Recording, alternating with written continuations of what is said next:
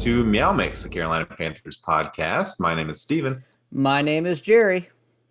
And it's that time, and we are previewing week 2 of the NFL season for the Carolina Panthers, taking on division rival New Orleans Saints. It's a division week for the NFC South. Yeah. I don't know if it is for the whole NFL, if everybody is playing division games, but the NFC South is, and we're taking on the Saints.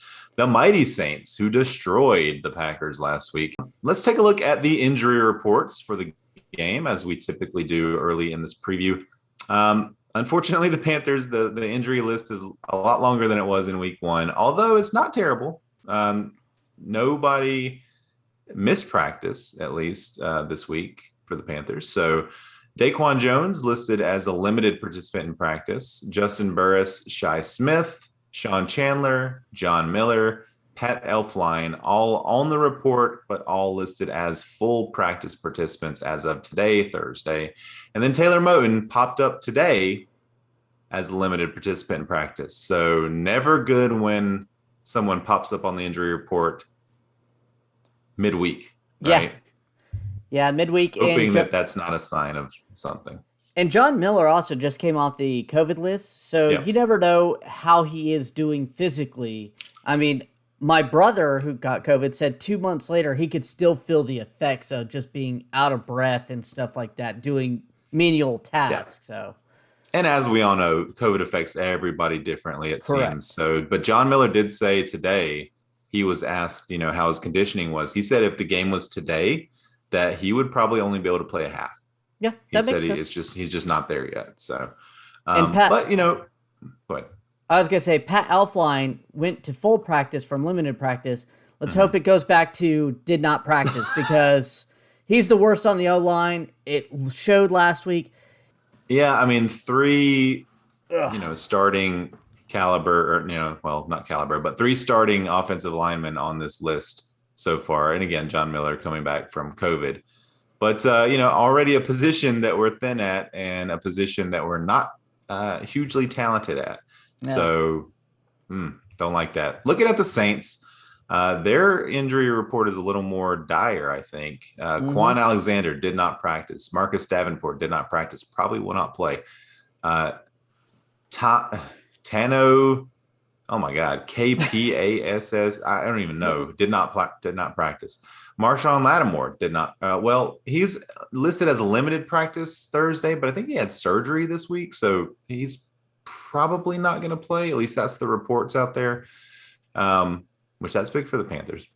Eric McCoy did not practice. Pete Werner did not practice. PJ Williams, limited practice. CJ Gardner-Johnson did not practice. Chase Hansen did not practice. That's a lot of defensive players. Everybody except Eric McCoy are defensive players. Yeah. Guys that play a lot for them. Quan Alexander, Davenport, Marshawn Lattimore, Eric McCoy, CJ Gardner-Johnson, all starters. I mean, I know it's early in the season, and I expect quite a few of these guys to play. I think CJ Gardner will probably play. So, I don't know. I mean, the good news for the Panthers is they're injured. We may be able to get some extra help to get right this week. Yeah, I mean, you never root for anybody in the NFL to be injured, but when there, is half a starting defense on the opposite side that's injured, or at least listed on the injury report, you take what you can get. Even week 2 of the season, you take what you can get. Another storyline here, Jerry, 6 coaches and 1 player and a nutritionist have all tested positive for COVID on the Saints. So that's something to watch. Now, Sean Payton did say early in the season that everyone on the staff was 100% vaccinated. So it's quite possible that some or all of these guys will be available as long as they just test negative before the game. So to be seen how that really affects them. Yeah, I mean, all these injuries for them to be seen because we don't know who's actually going to play. I mean, Quan Alexander is such a veteran that, he may not be able to practice, but he may be able to go during the game. And again, CJ Gardner Johnson has a knee injury. He practiced yesterday or Wednesday and didn't on Thursday. It may have just flared up and they may want to rest him. I mean, Yeah. Yeah. Maybe wanted makes to test sense. him Wednesday and then give him a day off Yeah. Thursday. Yeah. I mean, that's how these things work. So, and I'm hoping that that's how Moton is. I'm hoping he's listed with a groin. So I'm hoping that it's just precautionary. I Yeah. haven't seen any indication that he's going to miss the game. So Yeah. hoping it's okay.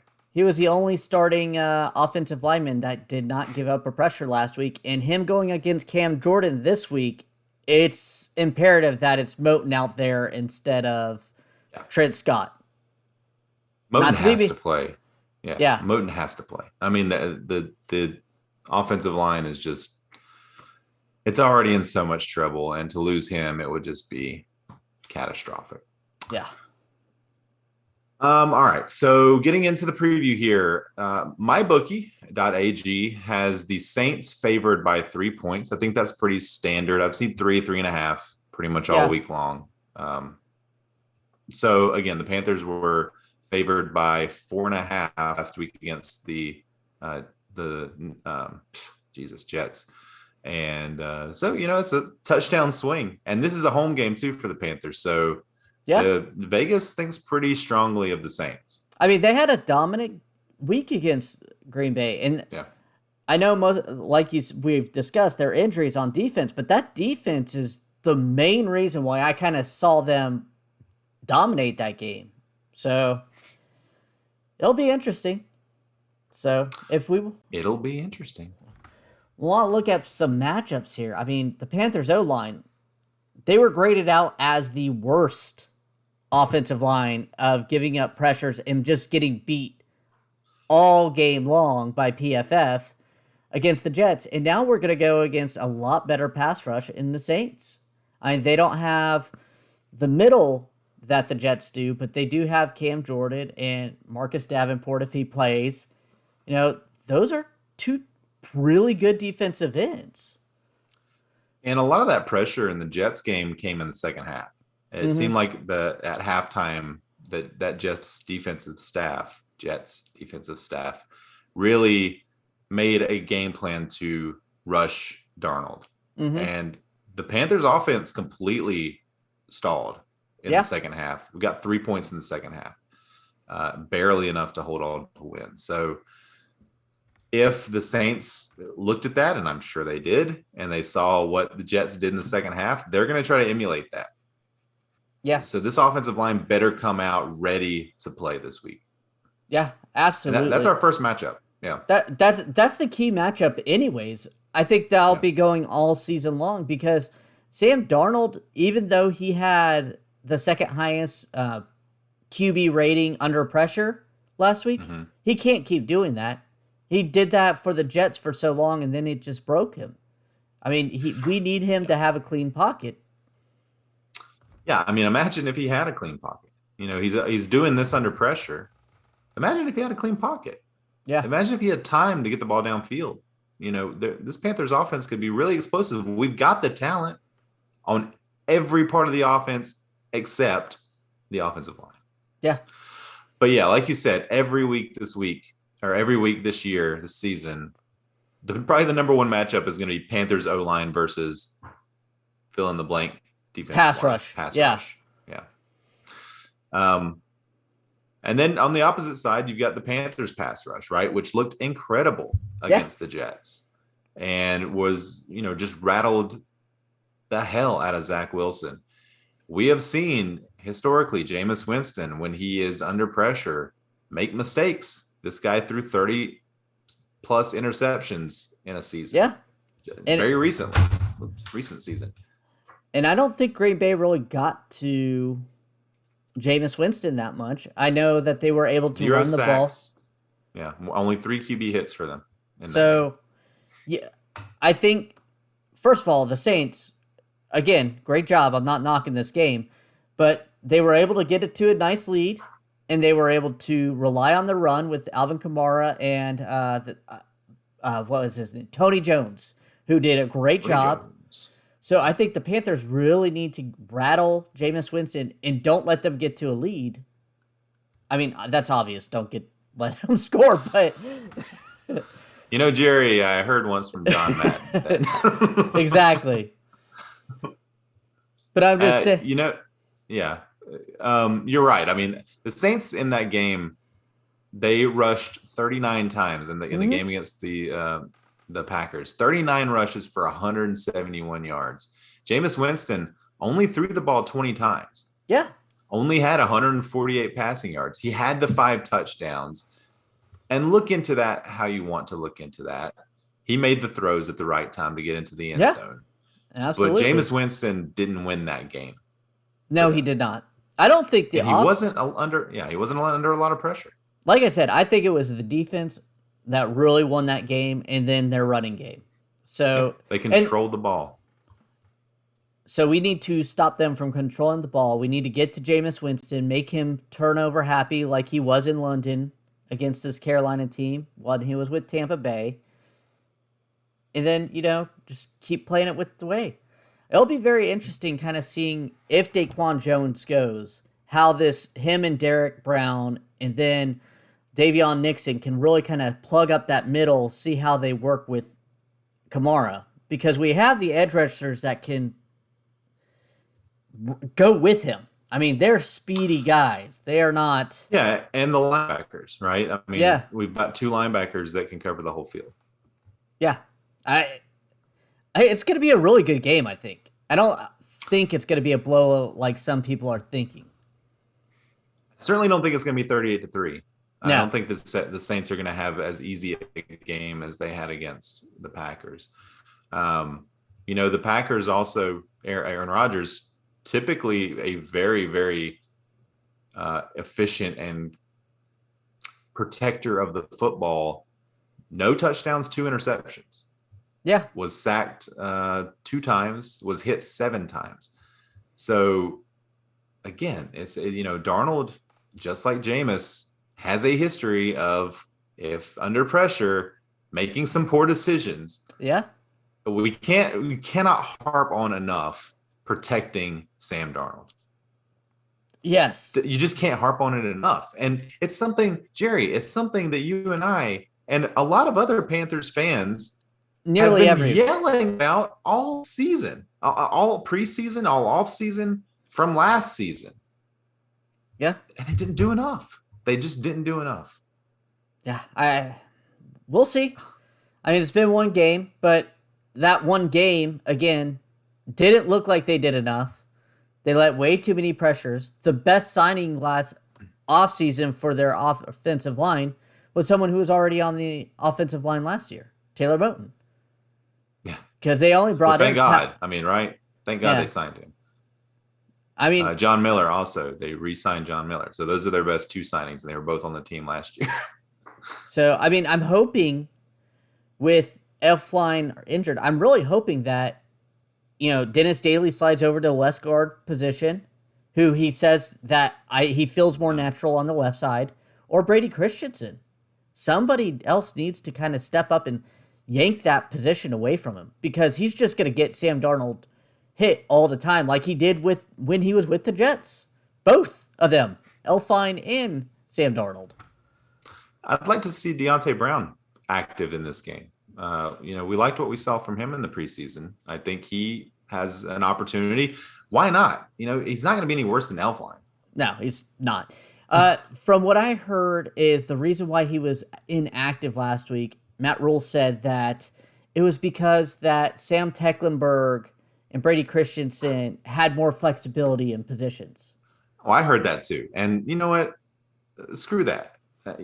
Put your best players in there. Not the jack of all trades. Deontay Brown's a good player. Put him in his slot and let everybody else, wiggle around if they need to. I agree. I mean, why that doesn't make any sense. I agree. I do not like what they have done so far with this offensive line. I mean, I like a lot. Yeah. I mean, I like a lot of what Matt Rule does and says, and I like a lot of the plays that Joe Brady runs. And, my favorite coach on the whole team is probably Phil Snow, which if you would have told me that 6 weeks into last season, I would have told you were insane. Um, Yeah, agreed. but the offensive line situation it's unforgivable how they put this together. Yes. And we're not going to harp on it anymore. Everybody knows how we feel. What's our third key matchup here, Jerry? I want to see. It may not be a key matchup, but it'll be very interesting to see if the O line can give him some time. I would love to see DJ Moore, Robbie Anderson go against Marshawn Lattimore, CJ Gardner. That's just going to be a fun matchup to watch of who wins those. I am point If blank. it depends on if those guys even play. I mean, Lattimore, like I said, is from reports I've seen, is not expected to play. Huh?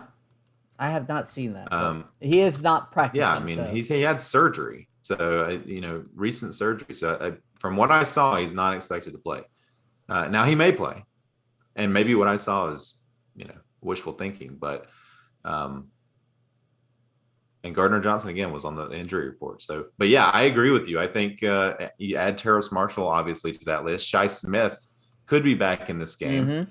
He could get some run, and then you've got McCaffrey again, probably going to be the most productive receiver on the team, especially if, like last week, Sam Darnold is having to dump the ball off a lot. Yeah. They're going to have to account for McCaffrey. And Demario Davis is a very good middle linebacker. It'll be interesting how they work, because same thing, Jermaine Carter's going to have to be tracking Kamara, but Demario Davis is going to be having to track CMC. These teams are very similar, but very different at the same time. Yeah, I mean, the Saints are obviously an older team, a lot more established, more veterans, better playoff pedigree, all that stuff. Then they are kind of eerily similar in a lot of ways. And then, a matchup that we don't have written down here, Jerry, but one that I think anytime we play the Saints, or really any team that has a really good receiving back, that has killed the Panthers historically. And Alvin Kamara has had huge games against the Panthers historically. So that's a massive matchup, I think. Alvin Kamara had a big game against the Packers. He had 20 rushes for 83 yards, only 3 catches for 8 yards, but 1 touchdown. I think he kind of sat a lot in the second half of that game. Yeah. But Tony Jones, their other running back, 11 for 50. So they've got kind of another two-headed monster system there. Yeah, I agree. It'll be very interesting how they. And Phil Snow seems to preface it speed over everything else on this defense. So I'll be interesting if we could slow him down. You're not going to stop Kamara, just like you're not going to stop CMC realistically. It's just, can we slow Kamara down? It's all about, stopping them from converting on third, which Kamara, just like CMC, huge weapon in those situations. And then just limiting when they get into those scoring opportunities, limit them to field goals. Yeah. And this is kind of a good strategy for any team, but the Saints in particular, they just have scoring threats all over the field. Yeah. I mean, Marcus Callaway, their wide receiver, had a kind of a slow game last week. Would expect him to probably step it up some this week. And again, it's slow game. They had 20 pass attempts. They didn't need to pass. Yeah, they didn't have to. That's another thing is, like, honestly, their offense might still be kind of a mystery. Yeah. They didn't have to do much. They didn't have long field situations that much. No. There is one last. It's going to be interesting. Go ahead. There is one last matchup I want to talk about. The Carolina offense against red zone. I don't know what needs to be done, but they need to put points on the board. 3 trips and getting only 3 points is not acceptable. Unacceptable. They need to get that is unacceptable. Yeah. The end zone, end zone has been like the Great Wall in Game of Thrones. Like, somebody's gonna have to be that dead dragon and just burn that thing down. Spoiler alert if you haven't seen Game of Thrones, but somebody's got to do it. And I think it needs to be Joe Brady. Needs to scheme up some stuff to get us in the end zone. Use those big tight ends. We Use have the Terrace Marshall. weapons. We do. We have McCaffrey. Like make it happen. And there were some scoring opportunities last week that just execution wise didn't happen, with Sam Darnold missing a couple of throws, fumbling at once on a handoff that Matt Rule said, had McCaffrey gotten that handoff, he'd have walked into the end zone. So some of the plays are there, but not being executed correctly. And I think, again, you're gonna have to scheme up some different stuff against the Saints, because historically they've owned us, especially for the last 5 or 6 years. I think we beat them once in the last 5 or 6 years, which I believe was a Sean Payton special. Where he purposely, and it was successful. So, yep, it was. Any last matchups you want to talk about? No, I think we've pretty much covered almost everything here. Yeah. All right, it's time for Beer Bet of the Week, brought to you by mybookie.ag. Yeah, with MyBookie, we've talked about MyBookie. We talked about it last week. Jerry, you and I both won some money on MyBookie last week. I actually won quite a bit of money on MyBookie last week, as I shared with you in my "Hey Jerry, are you jealous?" screenshot. And I will be winning some more money again on MyBookie.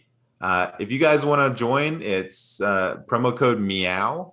You'll get double your initial deposit up to $1,000. They've got betting on every NFL game, live in-game betting. They've got props all over the place. And for fantasy guys, they've got over under on how many fantasy points a player will score all week. So again, promo code Meow, mybookie.ag. Our beer bet of the week is who will have more sacks this game.